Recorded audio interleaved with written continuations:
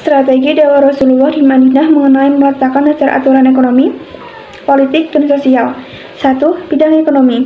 Sistem ekonomi Islam diterapkan sebagai sistem negara. Negara menerapkan ekonomi yang bebas riya, judi, dan semua transaksi yang bertentangan dengan syariat Islam, baik dalam anggaran pendapatan dan belanja negara, maupun dalam aktivitas ekonomi seluruh warga negara. Hanya sektor ekonomi real yang dibenarkan, sementara sektor non-real tidak diperbolehkan seperti perdagangan saham dan mata uang. Negara juga menghapus pajak dengan seluruh bentuk dan jenisnya. Negara tidak dibenarkan menarik pungutan dari rakyat kecil kecuali yang membenarkan oleh syariat Islam, yakni zakat untuk warga negara muslim dan jizyah untuk warga negara non-muslim. Yang kedua, sistem politik. Sistem politik Islam dengan sistem pemerintahan Islam berlaku bagi seluruh warga negara. Dalam sistem politik ini, rakyat diberi hak untuk berkumpul, berorganisasi, dan menyuarakan pendapat, tentu bukan atas dasar kebebasan, namun berdasarkan koridor akidah Islam.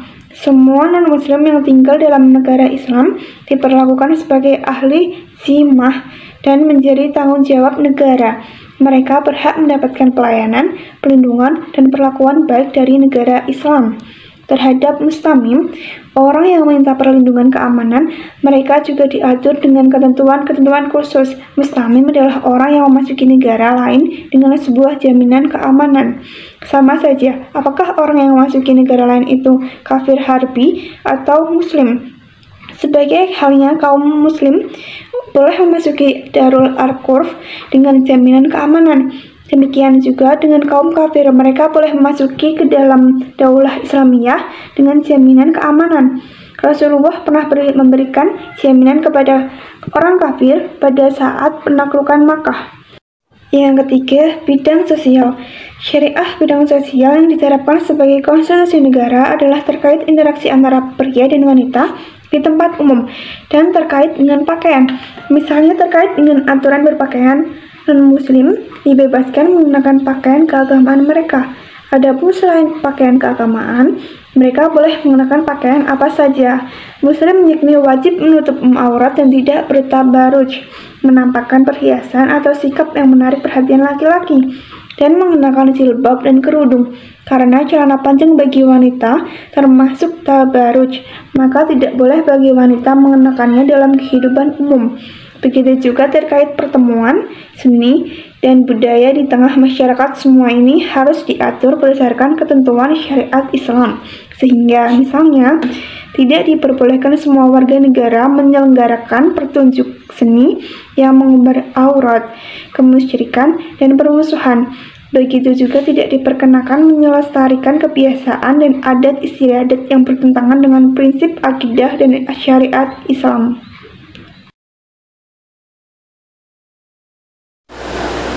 Meskipun dakwah Islam dilakukan secara lemah lembut, ternyata masih ada beberapa tantangan dan hambatan dari sebagian kelompok. Bahkan ada kaum yang secara terang-terangan melanggar isi piagam Madinah dan bersekutu dengan kaum kafir Quraisy. Misalnya yang dilakukan oleh kaum Yahudi Madinah yang bersekutu dengan kaum kafir Quraisy. Oleh karena itu, Rasulullah SAW terpaksa membela diri dan mempertahankan Islam dengan meladeni ajakan berperang. Peperangan yang dilakukan oleh umat Islam pada masa Rasulullah antara lain sebagai berikut. Yang pertama, Perang Badar. Yang kedua, Perang Uhud. Dan yang ketiga adalah Perang Khandaq. Strategi dakwah Rasul di Madinah dengan mengirimkan surat kepada para penguasa di luar kota Madinah. Yang pertama, Kaisar Heraklius. Heraklius tidak menerima seruan dakwah Rasul karena tidak mendapat persetujuan dari pembesar negara dan pendeta. Yang kedua, Mukaukis, gubernur Romawi di Mesir. Setelah membaca surat tersebut, Mukaukis belum bisa masuk Islam. Yang ketiga, Syahinsyah Kaisar Persia. Ia menolak seruan tersebut dengan merobek-robek surat dakwah Rasulullah SAW. Yang keempat, An-Najasyi Raja Ethiopia, Al-Munzir bin Sawi Raja Bahrain, Huza bin Ali Raja Yamanah, dan Al-Haris gubernur Romawi di Syam. Di antara penguasa-penguasa tersebut, yang menyatakan masuk Islam hanyalah Al-Munzir bin Sawi dan mengajak para pembesar negara dan rakyatnya agar masuk Islam. Perang Badar. Perang Badar terjadi pada tanggal 17 Maret 624 Masehi atau 17 Ramadan tahun kedua Hijriah. Pasukan umat muslim dipimpin oleh Nabi Muhammad, sementara pasukan dari kaum Quraisy dipimpin oleh Abu Jahal. Dalam peperangan tersebut, umat Islam mengambil posisi yang terdekat dengan sumber air. Tempat tersebut dipilih Nabi Muhammad sebagai salah satu bentuk strategi perang. Umat Islam memanfaatkan kondisi geografis dari kawasan Badar. Misalnya, sahabat Sa'ad bin Mu'adz membuat gundukan tanah di sekitar lokasi peperangan. Hal itu bertujuan agar Nabi Muhammad bisa mengawasi jalannya perang serta memprediksi pola serangan yang tepat guna mengalahkan pasukan kaum Quraisy. Dalam perang Badar tersebut, Nabi Muhammad memimpin langsung penyerangan terhadap kaum Quraisy. Peperangan itu melibatkan 313 kaum muslim, 8 pedang, 6 baju perang, 70 ekor unta, serta 2 ekor kuda. Sementara pasukan dari kaum Quraisy mengerahkan pasukan 1000 orang, 600 persenjataan lengkap, 700 unta, serta 300 kuda. Meskipun kalah dalam jumlah pasukan, kaum muslim tetap bersemangat untuk berjihad di bulan Ramadan. Semangat perang itu berhasil menewaskan 3 pemimpin perang dari pasukan kaum Quraisy, yaitu Utbah, Syaibah, dan Walid bin Utbah. Saat melihat banyaknya tentara kaum kafir Quraisy beserta kelengkapan persenjataan, zirah, tombak, pedang, dan alat tempur lainnya, Nabi Muhammad SAW sempat menangis. Dia lantas berdoa kepada Allah SWT. Setelah berdoa, Nabi Muhammad merancang strategi peperangan. Dia menjajarkan pasukan kaum muslim dalam formasi rapat. Dia juga memerintahkan agar sumur-sumur segera dikuasai untuk memutus pasok air ke kaum kafir Quraisy. Selain itu, perang juga diawali dengan pertempuran jarak jauh. Saat pasukan kaum kafir Quraisy bertolak untuk menyerang, umat Islam tidak segera menyambutnya dengan adu fisik secara langsung. Mereka terlebih dahulu menembakkan anak panah dari kejauhan. Kemudian barulah mereka menghunus pedang dan melakukan pertempuran. Lewat tengah hari, sebanyak 50 pemimpin pasukan kafir Quraisy tewas, termasuk Abu Jahal. Sementara itu, korban dari kaum muslim hanya 14 orang. Selain memukul mundur 1000 tentara dari Quraisy, umat Islam juga berhasil mengambil rampasan 600 persenjataan lengkap, 70 unta, 300 kuda, serta perniagaan milik kafilah Abu Sufyan. Dengan kecerdikan Nabi Muhammad dan kedisiplinan pasukannya, umat Islam berhasil mengembalikan keadaan yang membuat kehormatan dan kemuliaan Islam makin tegak di Jazirah. Pada akhirnya perang Badar dimenangkan oleh pasukan dari umat Islam. Kemenangan pada perang Badar tersebut membuat posisi Islam di kawasan Madinah kian kuat. Sementara kaum Quraisy yang kalah di perang Badar harus menelan kekecewaan mendalam. Mereka pun semakin berhasrat untuk membalas dendam dengan persiapan yang lebih matang. Bagi umat Islam, perang Badar adalah peristiwa besar, apalagi terjadinya pada bulan suci Ramadan. Perang Badar menjadi pertempuran besar pertama umat Islam dalam melawan musuh. Melalui pertolongan Allah lah kaum muslim berhasil menang meskipun kalah jumlah. Bahkan Allah SWT menamai perang Badar sebagai Yaum Al-Furqan alias hari pembeda. Sebab pada hari itu telah dibedakan mana saja yang hak dan yang batil. Perang Uhud terjadi pada pertengahan bulan Sya'ban pada tahun 3 Hijriah di kaki Gunung Uhud di kota Madinah. Kaum kafir Quraisy merasa malu dan bermaksud balas dendam kepada kaum muslim atas kekalahannya di perang Badar sebelumnya. Di perang ini Abu Sufyan mengerahkan pasukan sebanyak 3.000 dan Nabi Muhammad mengerahkan 1.000 pasukan. Dalam perjalanan, 300 pasukan terhasut oleh Abdullah bin Ubay. Nabi menempatkan pasukan pemanah di bawah pimpinan Abdullah bin Jubair untuk menutup jalan pasukan berkuda Quraisy sehingga mereka tidak dapat memukul pasukan Islam dari belakang dan memerintahkan untuk tetap bertahan dan berada di pos tersebut apapun yang terjadi. Peperangan Uhud hampir dimenangkan kaum muslim.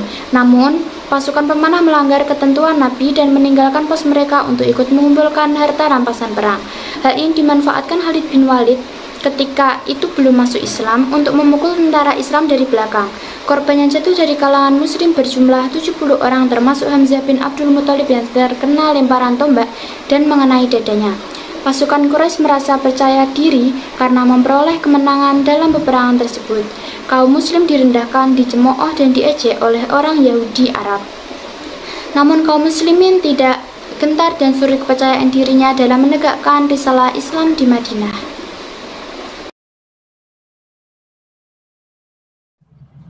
Yang ketiga adalah Perang Khandaq. Bani Nadir yang menetap di Khaibar berkelompok dengan musyrikin Quraisy untuk menyerang Madinah. Pasukan gabungan mereka berkekuatan 24.000 pasukan. Atas usul Salman Al-Farisi, umat Islam menggali parit untuk pertahanan. Pasukan musuh yang hendak masuk ke Madinah tertahan oleh parit. Karena itu mereka membangun kemah di luar parit. Pengepungan ini berlangsung selama 1 bulan dan berakhir setelah badai kencang menerpa kemah mereka. Kenyataan ini memaksakan pasukan Ahzab menghentikan pengepungan dan kembali ke negeri masing-masing tanpa mendapatkan hasil apapun. Setelah musuh menghentikan pengepungan dan meninggalkan Madinah, para pengkhianat itu dihukum mati. Perang Hunain. Meskipun Mekah telah ditaklukkan, tidak semua suku Arab bersedia tunduk pada Nabi Muhammad, di antaranya adalah suku Hawazin dan Saqif. Perang Hunain adalah perang antara Nabi Muhammad dan pengikutnya melawan kaum Badui dari suku Hawazin dan Saqif. Perang ini terjadi pada tahun 630 Masehi atau 8 Hijriah pada salah satu jalan dari Mekah ke Taif. Kemenangan didapatkan oleh umat Muslim. Perang Tabuk merupakan perang antara tentara Muslim melawan Imperium Romawi. Perang ini terjadi pada bulan Rajab 9 Hijriah dan berakhir pada bulan Ramadan di tahun yang sama. Peperangan berlangsung selama 50 hari dengan 20 hari Muslim berada di Tabuk dan 30 hari untuk menempuh perjalanan pulang pergi dari Madinah ke Tabuk. Sebab terjadi peperangan karena penaklukan kota Makkah atau Fathu Makkah merupakan puncak kemenangan bagi umat Islam. Juga orang-orang musyrik berbondong-bondong masuk Islam. Menyadari hal ini, Romawi segera mengambil sikap sebelum umat Islam benar-benar menjelma pasukan yang sangat kuat dan sulit dikalahkan yang pada akhirnya Imperium Romawi melakukan penyerangan kepada kaum Muslim. Kemudian timbul desas-desus bahwa Romawi melakukan penyerangan terhadap kaum Muslimin yang mengakibatkan ketidakpastian informasi yang pada akhirnya berakhir ketika datang serombongan orang dari Syam ke Madinah dan menginfokan bahwa Heraklius atau sang raja Romawi sudah menyiapkan pasukan besar dengan kekuatan 40.000 prajurit, yang pada akhirnya Rasulullah memutuskan untuk keluar dari Madinah dan mengumumkan seruan untuk berperang dan baru kali ini beliau melakukannya. Setelah mendengar seruan tersebut, orang-orang Muslim dengan sigap siap siaga dan berlomba-lomba memberikan sumbangan untuk kebutuhan perang. Contohnya saja seperti Utsman bin Affan yang menyumbang senilai 900 ekor unta dan 100 ekor kuda, dan masih banyak lagi tokoh Muslim yang menyumbang untuk berperang. Kemudian berangkatlah pasukan Muslim menuju Tabuk dengan membawa 30.000 prajurit, atau 1.000 lebih sedikit dibanding jumlah pasukan Romawi. Setibanya di Tabuk, Rasulullah berpidato di hadapan pasukan dan menyemangati mereka.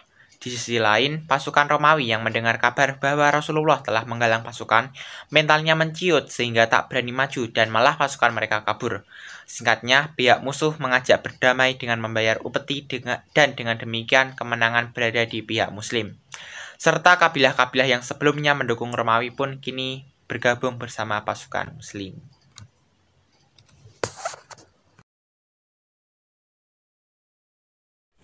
Perjanjian Hudaybiyah adalah perjanjian antara kaum Quraisy Mekah dengan kaum Muslim Madinah yang dipimpin oleh Nabi Muhammad SAW.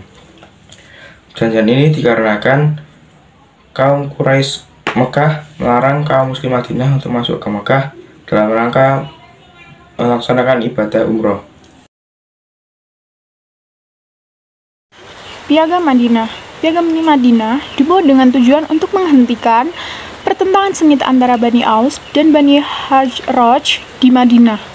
Fungsi Piagam Madinah adalah menyatukan umat Muslim dari berbagai kalangan yang kemudian mengedepankan persaudaraan atas iman di atas persaudaraan atas darah di antara sahabat Muhajirin dan Ansor dan di antara suku-suku di Madinah. Adapun isi Piagam Madinah yang pertama, ada kaum muslimin dan kaum Yahudi hidup damai serta bebas memeluk dan menjalankan ajaran agama masing-masing. Yang kedua, ada apabila salah satu pihak diserang musuh, maka yang lain wajib membantu pihak yang diserang. Yang ketiga, ada kaum muslimin dan Yahudi wajib saling tolong-menolong dalam melaksanakan kewajiban bersama, dan seterusnya. Kisah Haji Wada bermula ketika Nabi Muhammad berangkat menunaikan ibadah haji bersama dengan istri-istrinya pada akhir tahun 10 Hijriah 25 Dzulqa'dah.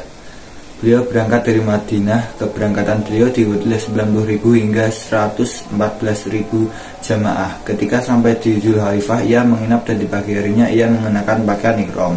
Setelah 8 hari perjalanan, Nabi Muhammad tiba di tanah suci Mekah. Beliau melakukan ibadah tawaf diikuti dengan sa'i di antara Safa dan juga Marwah.